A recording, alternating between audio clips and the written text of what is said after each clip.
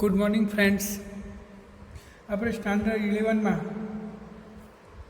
Chapter 2ની શરૂઆત કરેલી છે. હવે આજે આપણે એક નવો ટૉપિક જોઈશું, ભૌતિક રાશિના પરિમાણ. ભૌતિક રાશિના પરિમાણ.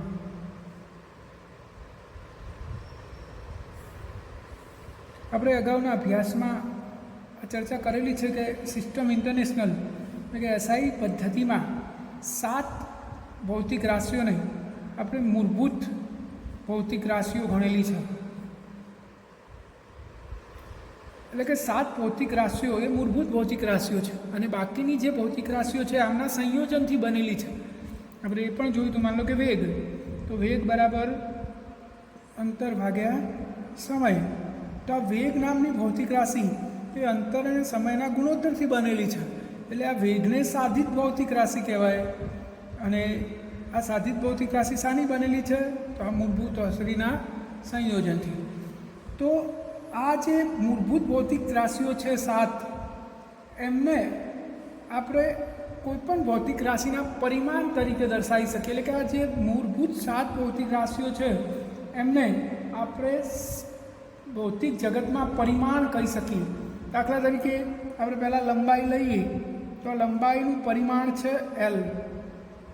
એને ચોરસ કૌંસની અંદર બ્રેકેટની અંદર દર્શાવવામાં આવે છે. એવી જ રીતે સમય લઈએ આપણે તો સમયનું પરિમાણ છે T. ટાઈમનો T એને આપણે બ્રેકેટમાં લખીશું. કોઈપણ ભૌતિક રાશિના પરિમાણને એટલે કે એના પારિમાણિક સૂત્રને દર્શાવીએ તો એને બ્રેકેટમાં દર્શાવવું જરૂરી છે. એવી જ રીતે આપણે દર લઈએ તો દરને આપણે M વડે દર્શાવીશું, કેપિટલ M. એવી જ રીતે વિદ્યુત પ્રવાહ,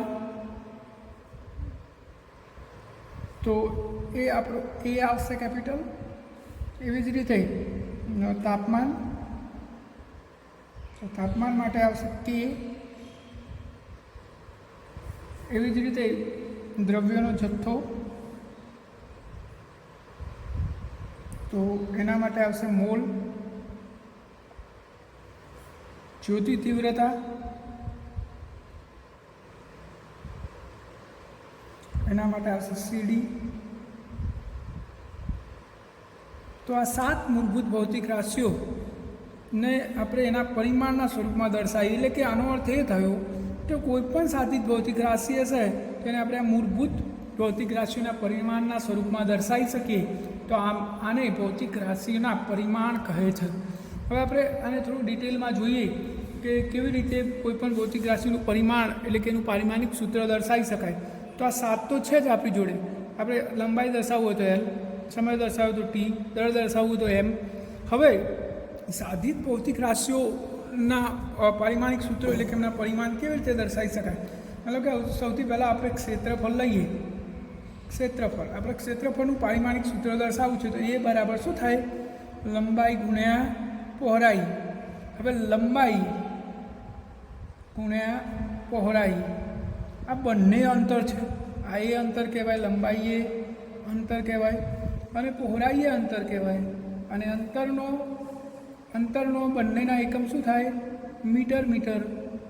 તો આપણે એનું પારિમાણિક સૂત્ર દર્શાવવું હોય તો એ બરાબર એટલે કે એનું પારિમાણિક સૂત્ર એટલે બ્રેકેટમાં શું થાય? લંબાઈનો વર્ગ. લંબાઈનો એટલે કે અંતરનો વર્ગ. તો શું થશે? લંબાઈ માટે આપણે શું લીધું છે? L. અને એની પર કેટલી ઘાત? 2 ઘાત. તો લંબાઈનું થઈ ગયું. એવી રીતે માન લો કે મારે કદ માટે શોધવું છે તો કદ V બરાબર શું થાય? લંબાઈ ગુણ્યા પહોળાઈ ગુણ્યા ઊંચાઈ, LBH. જો લંબાઈ અંતર, પહોળાઈ અંતર, ઊંચાઈ અંતર, તો શું થયું? અંતરનો વર્ગ. એટલે અંતરનું પારિમાણિક સૂત્ર શું? અહીંયા જોઈ લો L. એની કેટલી વર્ગ કે ઘન, તો અહીંયા Lનો ઘન આવશે. તો તમે આ રીતે કદનું પારિમાણિક સૂત્ર બનાવી શકો. માન લો કે હવે આપણે વેગનું બનાવવું છે તો વેગ V બરાબર શું થાય? અંતર ભાગ્યા સમય. અંતરનું L, ઉપર ઘાત 1 જ છે એટલે ઉપર 1 લખવાની જરૂર નહીં, લખવું હોય તો લખી શકો છો. નીચે ભાગાકારમાં સમય, એની સંજ્ઞા શું છે? સમયની સંજ્ઞા T, તો T એની પર 1 ઘાત. હવે આ ટીની એક ઘાતને ઉપર લઈ જાઉં તો શું થશે L1 T1 આ વેગ માટેનું પારિમાણિક સૂત્ર થઈ ગયું. આ ભૌતિક રાશિનું પારિમાણિક સૂત્ર છે એટલે મેં કૌંસમાં દર્શાવી દીધું. આ બાજુ કૌંસ કરવો જરૂરી નથી. તો વેગનું પારિમાણિક સૂત્ર શું થયું L1 T⁻⁻1 આ ટીની 1 ઘાત ઉપર ગઈ એટલે માઇનસ થઈ ગઈ. એવી રીતે માન લો કે મારે પ્રવેગનું પારિમાણિક સૂત્ર લખવું છે તો પ્રવેગ બરાબર શું થાય વેગ ભાગ્યા સમય. વેગ હજુ તો મૂળભૂત નથી એટલે એને મૂળભૂતમાં લઈ જઈએ તો શું થાય અંતર ભાગ્યા સમય. અને ભાગાકારમાં એક સમય તો હતો જ એટલે નીચે વર્ગ થઈ ગયો.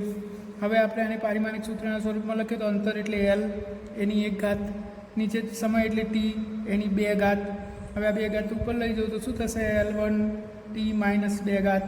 આ પ્રવેગનું પારિમાણિક સૂત્ર થઈ ગયું. આવી રીતે આપણે ઘણી બધી ભૌતિક રાશિઓના પારિમાણિક સૂત્રો બનાવીને અહીંયા જોઈ લઈએ, બાકીના તમારે યાદ કરી લેવાના છે. હવે આપણે બળનું પારિમાણિક સૂત્ર બનાવીએ. બળ તો બળ F બરાબર ma ન્યૂટનની ગતિનો બીજો નિયમ. હવે આપણે Fનું પારિમાણિક સૂત્ર લખવાનું છે. જો આ દર છે, દર માટે m1.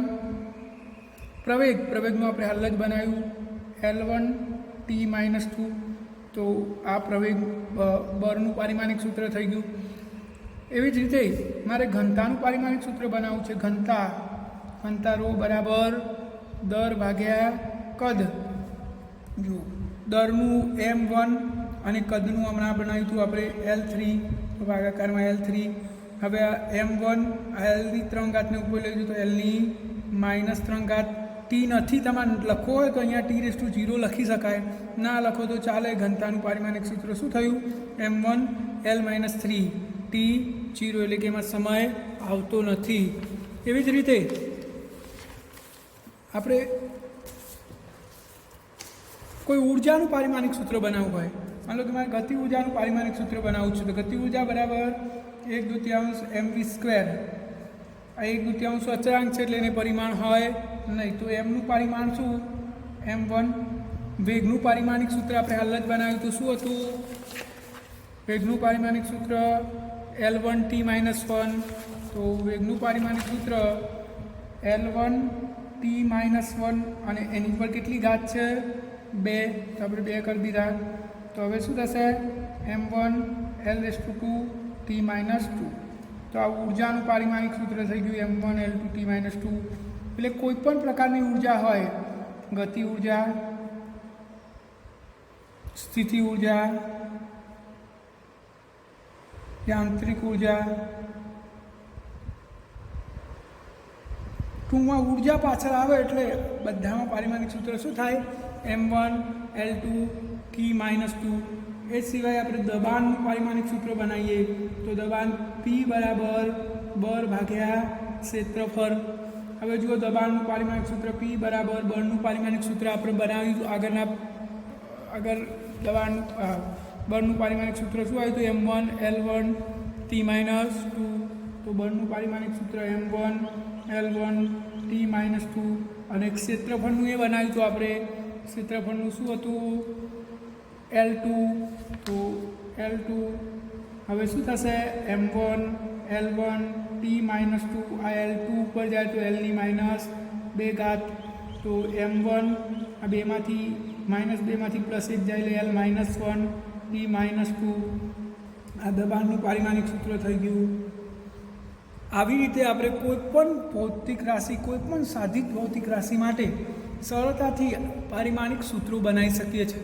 અને આ પારિમાણિક સૂત્રોનો ઉપયોગ કરીને આપણે ભૌતિક શાસ્ત્રની અંદર સમીકરણ ભૌતિક દ્રષ્ટિએ સાચું છે, પારિમાણિક દ્રષ્ટિએ સાચું છે કે કેમ એ નક્કી કરી શકીએ છીએ. એ આપણે એના ઉપયોગમાં પાછળ જોઈશું. પરંતુ આ સિવાય તમે બીજા ઘણા બધા પારિમાણિક સૂત્રો બનાવી શકો છો. આપણે લાસ્ટમાં એક ઉદાહરણ જોઈ લઈએ છેલ્લે. બળનો આઘાત એટલે F∆T આને બળનો આઘાત કહેવાય.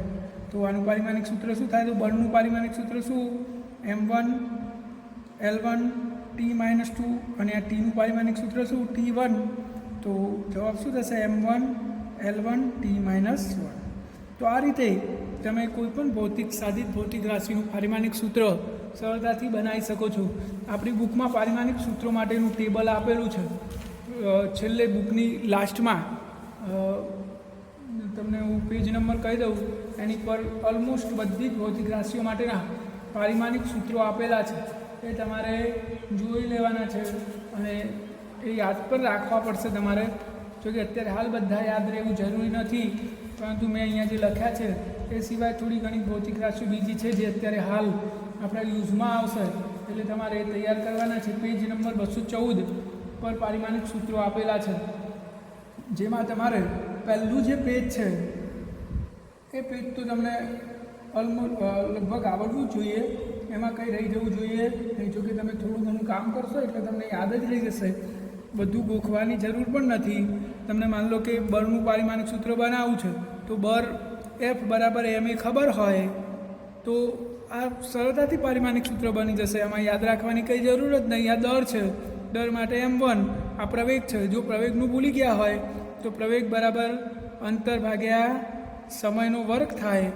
આના પરથી તમે પ્રવેગનું બનાવી દો. અંતર એટલે L1 અને સમય એટલે t⁻², તો L1 t−2 આ શાનું થશે? પ્રવેગનું. એ અહીંયા મૂકી દો, L1 t−2, તો બળનું પારિમાણિક સૂત્ર બની ગયું. આવી રીતે કોઈ પણ ભૌતિક રાશિનું પારિમાણિક સૂત્ર તમે સરળતાથી બનાવી શકો છો. દાખલા તરીકે આપણે પાવરનું બનાવવું છે. પાવર બરાબર શું થશે? કાર્ય ભાગ્યા સમય. હવે કાર્ય એક ઉર્જા જ છે, એટલે ઉર્જા ભાગ્યા સમય લખો તો પણ ચાલે. તો ઉર્જાનું પારિમાણિક સૂત્ર આપણે અગાઉ બનાવ્યું હતું, m1 L2 t−2 અને સમયનું t1, તો m1 L2 t−2 અને t ઉપર જશે તો t−1. તો ઓલ ઓવર પારિમાણિક સૂત્ર શું થઈ ગયું? m1 L2 t−3. આ પાવરનું પારિમાણિક સૂત્ર થઈ ગયું. આવી રીતે તમે કોઈ પણ ભૌતિક રાશિ માટે પારિમાણિક સૂત્ર બનાવી શકો છો. એટલે તમારે બધા સૂત્રો ગોખવાની બી જરૂર નથી. માત્ર તમારે મૂળભૂત 7 ભૌતિક રાશિની સંજ્ઞાઓ યાદ હોવી જોઈએ. અને આ સૂત્રો, જો કે આ સૂત્રો આપણે જેમ જેમ ભણીશું એમ તમને યાદ રહેતા થઈ જશે, એટલે બહુ ટ્રેસ લેવાની જરૂર પણ નથી, તમને ધીરે ધીરે આવડી જશે. તો પારિમાણિક સૂત્ર કેવી રીતે બને છે એનો આપણે અહીંયા અભ્યાસ કર્યો છે, અને તમે થોડી પ્રેક્ટિસ કરશો. અને પેજ મેં તમને કીધું એ પેજ નંબર પર 214 નંબરના પેજ પર આખું ટેબલ આપેલું છે. ટોટલ પારિમાણિક સૂત્રો આપેલા છે આપણને અહીંયા 94. જો કે તમારે હાલ ગોખવાના નથી બધા, અમુક જરૂરિયાત પૂરતા જે આવશે એ તમારે તૈયાર કરવાના છે. એના સિવાયના તમારે હાલ ગોખવા બેસવાનું નથી. તો પારિમાણિક સૂત્રો અહીંયા પૂરા થાય છે. હવે આપણે પારિમાણિક સૂત્રોના ઉપયોગો જોઈશું, એનું વિશ્લેષણ અને તેના ઉપયોગો. તો પારિમાણિક સૂત્રનો ઉપયોગ શું? પારિમાણિક સૂત્રના ઉપયોગથી આપણે શું કરી શકીએ? તો સૌથી પહેલી વાત, પારિમાણિક સૂત્રનો ઉપયોગ કરીને આપણે કોઈ પણ સમીકરણની યથાર્થતા ચકાસી શકીએ છીએ. એટલે કે ભૌતિક દ્રષ્ટિએ સાચું છે કે ખોટું એ સમજીએ પહેલાં એક વસ્તુ સમજી લઈએ કે માની લો કે 5 સેન્ટીમીટર અને 2 સેન્ટીમીટર, બરાબર? સમજી લેજો આ ટૉપિકને, એટલે તમને પારિમાણિક સૂત્ર એના વિશ્લેષણનો ઉપયોગ કેવી રીતે થાય છે ખબર પડે. આપણી જોડે 2 માપ છે, એક L1 છે 5 સેમી અને L2 છે 2 સેમી. હવે મારે સરવાળો કરવો હોય આ બંનેનો, તો 5 + 2 એવું કરી શકું? 7 જવાબ લાવી શકું? ના લાવી શકું. કેમ? કારણ કે આ મીટરમાં છે અને આ સેન્ટીમીટરમાં છે. માન લો કે મારી જોડે $10 છે અને ₹10 છે, તો ટોટલ રૂપિયા 10 + 10 20 કરી શકું? ના કરી શકું. મારે ડોલરને કાં તો રૂપિયામાં ફેરવવું પડે, કાં તો રૂપિયાને ડોલરમાં ફેરવવું પડે. એવી જ રીતે અહીંયા 5 મીટરને મારે સેન્ટીમીટરમાં ફેરવવા પડે, કાં તો 2 સેન્ટીમીટરને મીટરમાં ફેરવવા પડે. પછી શું સરવાળો કરી શકું? 5 મીટરના સેન્ટીમીટર કેટલા થાય? તો 500 અને 2 એટલે ટોટલ જવાબ થાય 502 સેમી. આવી રીતે હું સરવાળો કરી શકું, પરંતુ સીધા 2 અલગ અલગ એકમોનો સરવાળો કરી શકું નહીં. તો એનો અર્થ એ થયો કે 2 એકમો જો એક સમાન ના હોય, એટલે કે ભૌતિક રાશિઓ 2 એક સમાન ના હોય, તો આપણે સીધો સરવાળો કરી શકતા નથી. હવે આપણે ભૌતિક રાશિના સંદર્ભમાં સમજીએ. માન લો કે 2 સેમી અંતર અને 2 સેકન્ડ સમય, આ બંનેનો સરવાળો કરી શકું? અંતર અને સમયનો સરવાળો થાય? ના થાય. તમે સરવાળો કરવો હોય તો અંતરને અંતરનો કરી શકો, સમયને સમયનો કરી શકો, પરંતુ બે અલગ અલગ ભૌતિક રાશિનો સરવાળો થઈ શકે નહીં. તો આ જ હકીકતનો ઉપયોગ કરીને આપણે કોઈપણ સમીકરણ ભૌતિક દ્રષ્ટિએ સાચું છે કે ખોટું એ નક્કી કરી શકીએ છીએ. આપણે એક ઉદાહરણ માટે સમજીએ. માન લો કે વેગ બરાબર અંતર ભાગ્યા સમય, એટલે કે v બરાબર અંતર x ભાગ્યા t, તો x બરાબર શું થયું? vt. એનો અર્થ એ થયો કે x જે છે એ જ આ vt હોવું જોઈએ, તો જ આપણે સરખાઈ શકીએ ને. આપણે આવું તો ના લખી શકીએ ને. 2 સેકન્ડ બરાબર 2 સેન્ટીમીટર આવું લખી શકાય કે ભાઈ 2 સેકન્ડ ને 2 સેન્ટીમીટર બરાબર છે એવું ક્યારેય કહી શકાય? ના કહી શકાય. તો આ જો બરાબર છે એનો અર્થ શું થાય કે બંને બાજુ સમાન ભૌતિક રાશિ છે. સમાન હોય તો જ વચ્ચે ઇક્વલ ટુ આવે. બે અલગ અલગ ભૌતિક રાશિઓ માટે ઇક્વલ ટુ આવી શકે નહીં. તો હવે તમે આની યથાર્થતા ચકાસો કે આ સમીકરણ સાચું કે ખોટું. સાચું જ છે પણ આપણે તપાસવું છે. તો તમે પારિમાણિક દ્રષ્ટિએ તપાસી શકો છો કે બંને બાજુના પારિમાણિક સૂત્રો શું થવા જોઈએ? સમાન. જો આનું પારિમાણિક સૂત્ર શું થશે? અંતર છે L1 ઇઝ ઇક્વલ ટુ વેગનું પારિમાણિક સૂત્ર શું? L1 t-1 અને tનું t1. તો આ -1 ને +1 કેન્સલ થઈ જશે એટલે t0 થઈ જશે. તો વધ્યું શું? L1. તો આ ડાબી બાજુ બરાબર જમણી બાજુ થયું. તો આ સમીકરણ સાચું છે એવું આપણે કહી શકીએ. એવી જ રીતે આપણે હાલ સરવાળાની વાત કરી કે સેમી અને સેકન્ડ અથવા સેકન્ડ અને સેમીનો સરવાળો સીધો થઈ શકે નહીં. એટલે કે જુદી જુદી ભૌતિક રાશિનો સરવાળો ના થાય. જો સરવાળો કર્યો હોય તો સમજી લેવાનું કે બે ભૌતિક રાશિઓ સમાન છે. દાખલા તરીકે v બરાબર v0 + at. આ એક સમીકરણ છે આપણું ભૌતિક સમીકરણ, જે તમે ધોરણ 10ની અંદર અથવા ધોરણ 9ની અંદર ગતિના સમીકરણમાં ભણી ગયા છો. અચળ પ્રવેગી ગતિનું સમીકરણ છે આ. હવે આ સાચું છે ખોટું એ આપણે તપાસવું હોય તો આપણે આ હકીકતનો ઉપયોગ કરી શકીએ કે ભાઈ આ બે ભૌતિક રાશિ વચ્ચે સરવાળો થયો છે તો આ બે ભૌતિક રાશિઓ સમાન જ હોવી જોઈએ. જો સમાન ના હોય તો આ સમીકરણ સાચું ના કહેવાય. અને સમાન છે કે નહીં એ નક્કી કરવું હોય તો આપણે પારિમાણિક વિશ્લેષણનો ઉપયોગ કરી શકીએ છીએ. તો હવે આપણે આ સમીકરણ સાચું કે ખોટું એ તપાસવું હોય તો બધાના પરિમાણ સરખા થવા જોઈએ. એટલે કે ત્રણ ભૌતિક રાશિઓ એક સમાન હોવી જોઈએ. તો આપણે પહેલાં vનું પરિમાણ તપાસી દઈએ. તો વેગનું પારિમાણિક સૂત્ર આપણે હાલ જ મેળવ્યું હતું L1 t-1. આ vનું થયું. એવી જ રીતે v0 એ પણ વેગ છે એટલે એનું પણ L1 t-1 થશે. આ બે તો સમાન છે જ. હવે આનું બાકી રહ્યું a × tનું. એ એટલે પ્રવેગનું પારિમાણિક સૂત્ર શું થાય? L1 t-2 અને tનું t1. તો શું થશે? L1 t-2 માંથી એક જાય તો શું વધે? t-1. તો ત્રણ જુઓ, આ vનું, આ v0નું અને આ atનું ત્રણ સમાન થઈ ગયા. એનો અર્થ એ થયો કે આ સમીકરણ સાચું છે. તો આવી રીતે આપણે પારિમાણિક સૂત્રો સરખાઈને નક્કી કરી શકીએ કે પારિમાણિક દ્રષ્ટિએ આ સૂત્ર સાચું છે કે ખોટું. તો આપણે કેટલાક ઉદાહરણ જોઈએ. ઉદાહરણ નંબર 2.15 આપણે જોઈએ કે 1/2 mv² બરાબર mgh. આ સમીકરણ ભૌતિક દ્રષ્ટિએ સાચું છે કે કેમ? 2.15 ઉદાહરણ નંબર. આ સાચું છે કે ખોટું એ આપણે તપાસવાનું છે. તો આપણે શું કરવું પડે? આ તરફનું પારિમાણિક સૂત્ર બનાવવાનું અને આ તરફનું. બંને સમાન આવે તો પારિમાણિક દ્રષ્ટિએ સાચું, સમાન ના આવે તો ખોટું. તો આપણે અહીંયા જોઈએ ડાબી બાજુ માટે આનું પારિમાણિક સૂત્ર, આ તો અચળાંક છે એટલે તો પરિમાણ હોય જ નહીં. તો mv² બાકી રહ્યું. mv²નું પારિમાણિક સૂત્ર શોધવાનું થાય. ચલો દર છે પહેલો, દરનો m1. વેગ છે, વેગનું શું થાય? આપણે હાલ જ મેળવ્યું હતું L1 t-1 અને એનો વર્ગ છે એટલે વર્ગ. તો હવે શું થશે? m1 L1 × 2 L2 t-2. તો mv²નું પારિમાણિક સૂત્ર શું થયું? m1 L2 t-2 થયું. આ ડાબી બાજુ. હવે જમણી બાજુ તો આ બાજુનું બનાવવાનું. આ બાજુનું શું છે? mgh. આનું આપણે પારિમાણિક સૂત્ર બનાવીએ. જુઓ દર, m એટલે દર, m1. આ g ગુરુત્વ પ્રવેગ છે. શું છે? g ગુરુત્વ પ્રવેગ. અને પ્રવેગનું આપણે અગાઉ શીખ્યા છીએ કેવી રીતે બને. ભૂલી ગયા હોય તો ફરીથી એકવાર રિવાઇન્ડ કરી દઉં. પ્રવેગ બરાબર અંતર ભાગ્યા સમયનો વર્ગ. તો અંતર એટલે L1, નીચે સમય એટલે t અને એનો વર્ગ. તો પરિમાણિક સૂત્ર શું થશે? L1 t - 2. આ પ્રવેગનું થયું તો આપણે અહીંયા લખી દઈએ પ્રવેગનું L1 t - 2. એની પર કેટલી ઘાત છે? 2. અને છેલ્લે ઘાત 2 નથી, આ જીનું પારિમાણિક સૂત્ર થયું. અને h એટલે અંતર એટલે L1. તો ઓલ ઓવર શું થઈ ગયું? M1. આ L1 L2 t - 2. આ જમણી તરફનું પારિમાણિક સૂત્ર આવી ગયું. તો ડાબી બાજુનું અને જમણી બાજુનું સમાન છે. જુઓ, ડાબા બરાબર જબા.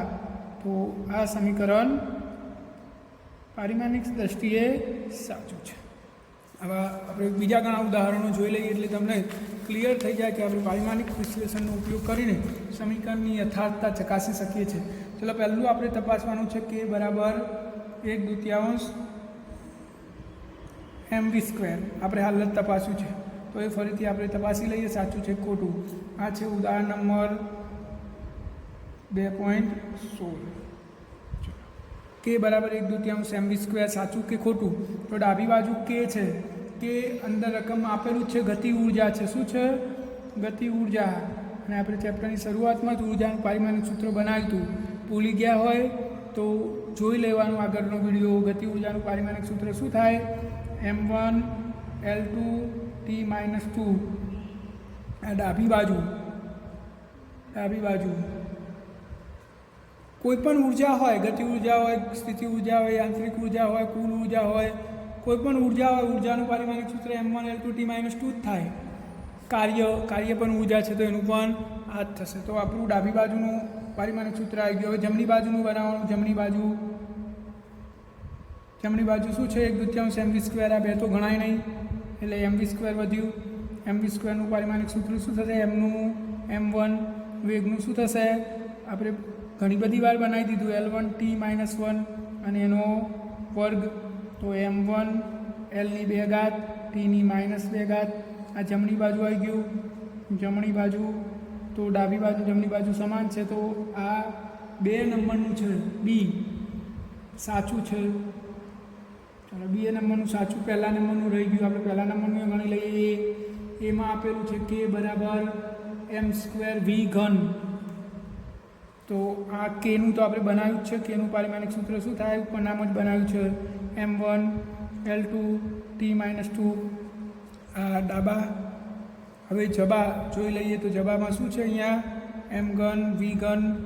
તો આનું આપણે પારિમાણિક સૂત્ર બનાવવાનું. એમનું પારિમાણિક સૂત્ર m1, એની ઘાત કેટલી? 3. વીનું પારિમાણિક સૂત્ર શું થાય? L1 t - 1 અને એની કેટલી ઘાત? 3. તો અહીંયા એમની 3 ઘાત થશે. અહીંયા Lની 3 ઘાત, tની -3 ઘાત. આ જબા આવ્યું. તો ડાબા બરાબર ઇઝ નોટ ઇક્વલ ટુ જબા.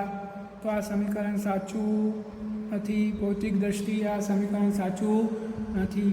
એવી રીતે ત્રીજું જોઈ લે. કે બરાબર ma c. કે બરાબર ma. ચલો, કેનું તો આપણને ખબર જ છે m1 L2 t - 2. આ ડાબા. એવી રીતે હવે જબા જોઈએ તો ma એટલે m1, a એટલે L1 t - 2. આ જબા થયું. ડાબા અને જબા સમાન નથી. તો ડાબા ઇઝ નોટ ઇક્વલ ટુ જબા. આ સી પણ સાચું નથી.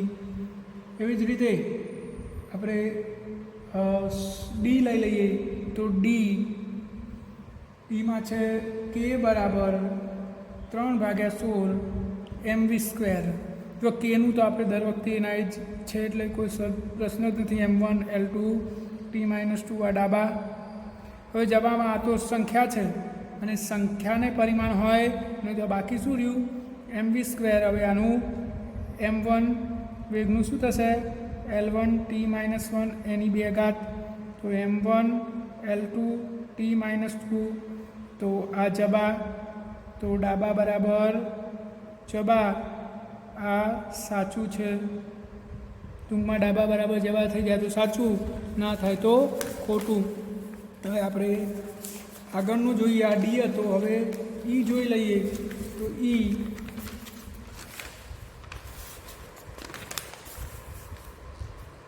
કે બરાબર 1/2 mv² પ્લસ ma.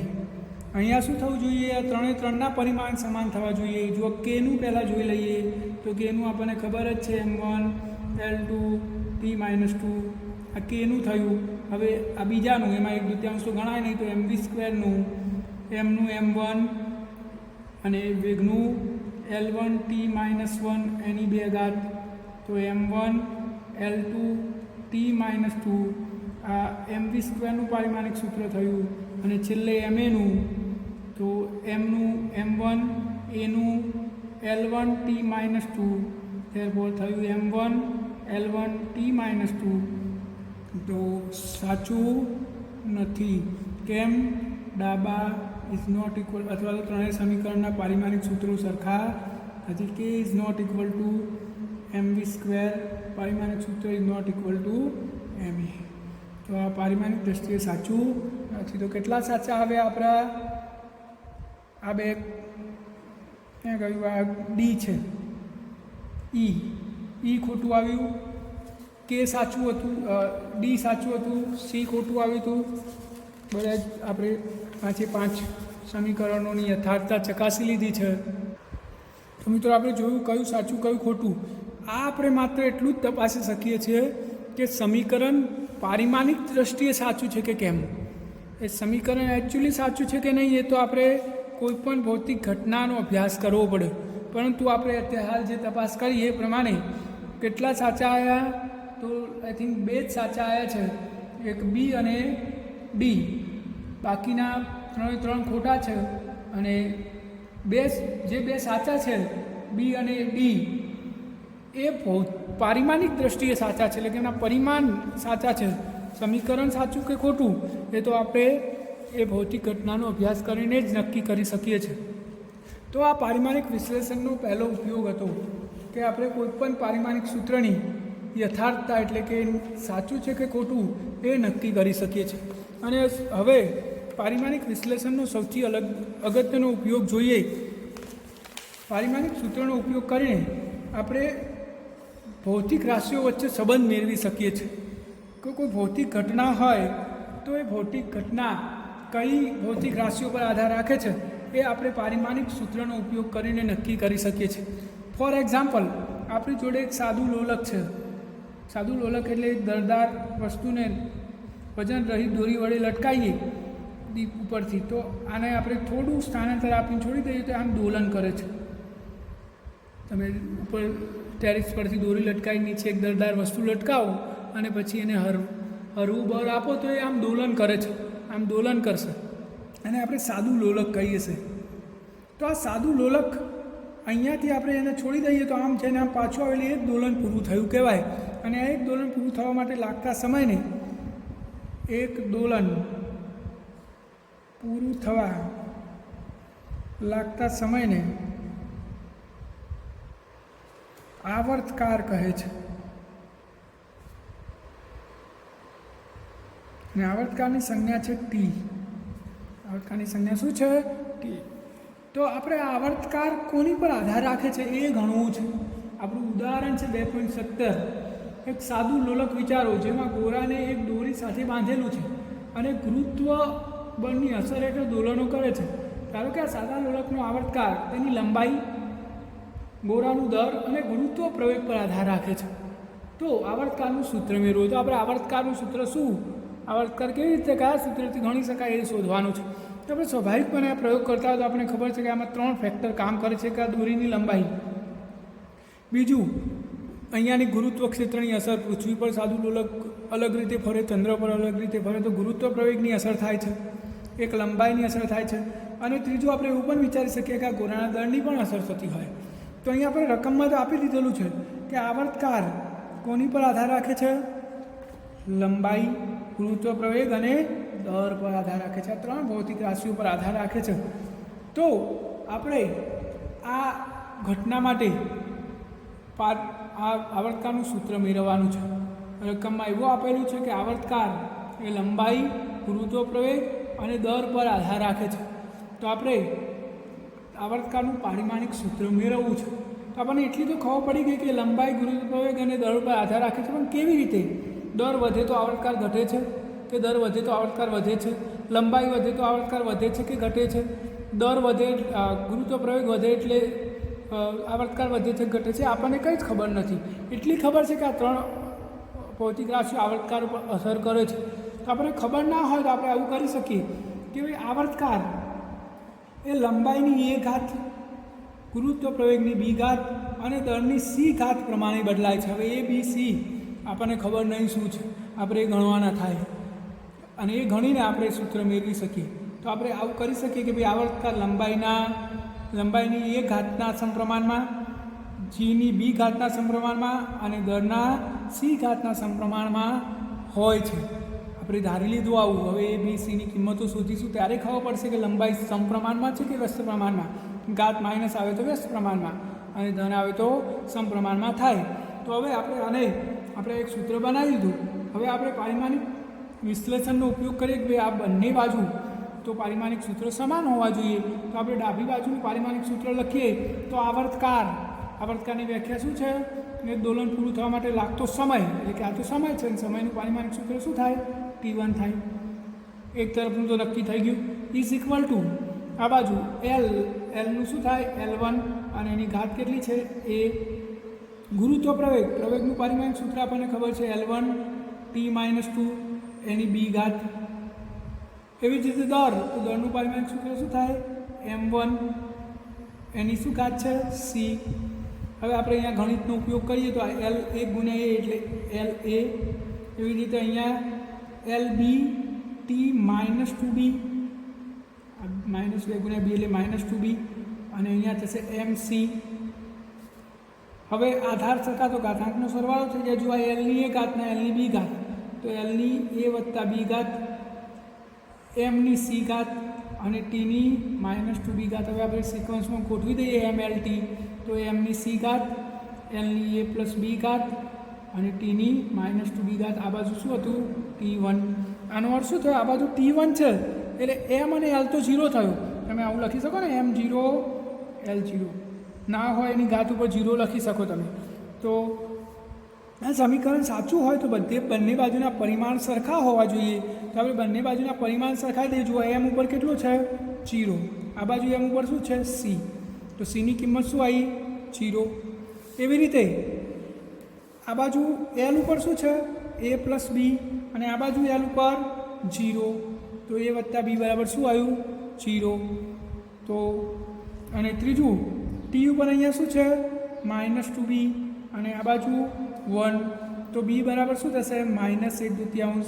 આ બીની કિંમત આવી -1/2. આ કિંમત આમાં મૂકી દઉં તો a બીની જગ્યાએ -1/2 ઇઝ ઇક્વલ ટુ 0. તો એ બરાબર શું આવ્યું? 1.